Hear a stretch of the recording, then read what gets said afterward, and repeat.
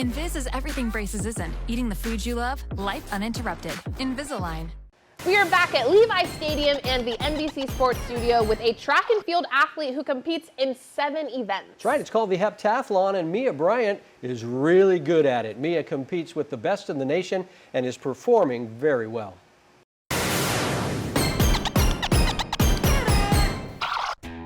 If you think it's hard to get good at one sporting event, try working to be the best at 7.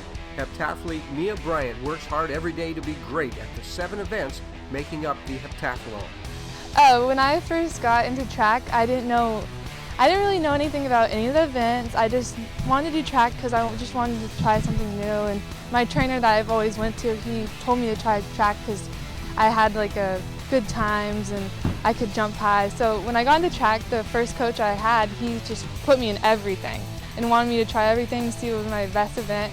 And I ended up being like pretty good at each event. So he suggested to try the heptathlon. So I tried it and I loved it because usually at track meets you have to wait a long time and you get one event done. But with the heptathlon you do 7 events. It takes up your whole day. You're never sitting around. You're always doing.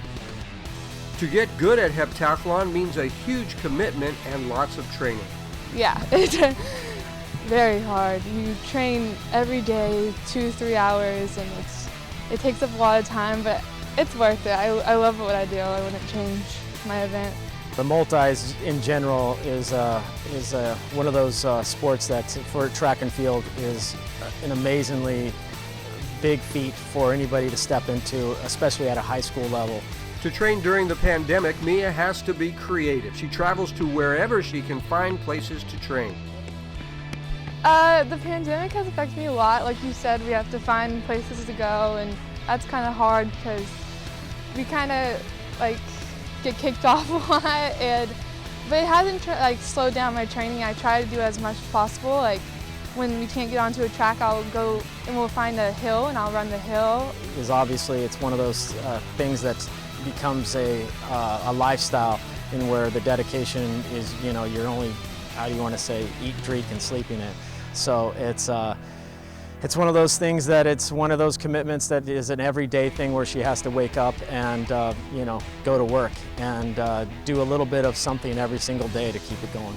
Mia has trained with one of the top heptathletes in the nation, a person Mia has come to admire. My main person I like to base my workouts on and how she does everything would be Anna Hall. She's a heptathlete at Georgia, and she is #1 for her age group. She's U20, and she's amazing. Mia started off as a volleyball player. She says those skills from the beach and from the court have helped her with her track accomplishments. Yeah, volleyball definitely helped a lot of aspects of the heptathlon for me. The main one that I would say kind of correspond was javelin because I was an outside hitter in volleyball, so the arm swing and the throw and javelin is pretty similar. Because a lot of people with javelin, they think you throw it like a football, but that's actually totally opposite. It's more like an arm swing in volleyball.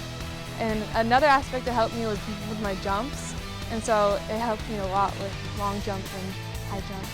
Mia has become one of the very best heptathletes in the nation with top finishes at national meets. There are few meets featuring the heptathlon at the high school level, but with the pandemic, the chances to compete are even fewer. Yeah, right now I'm #1 in California, but as of lately, we haven't been able to have any national meets, so I don't know my standings so far for nationally because we just haven't been able to compete against anyone. This is my second year, kind of third year of track. My first year in track, I got 3rd in javelin at the national championship and 7th in the heptathlon. We actually had to go out to Alabama this summer and have her compete out there. It was a private track and field venue out there, and she competed, extremely well with, other athletes that were from all over the country. Mia is an extremely positive person and also very competitive. It's a good combination for a heptathlete. Mia has an incredible personality. She has, she has a fervor, I guess you could say, that is, with most athletes. And she gets up every day, and it's practice makes perfect.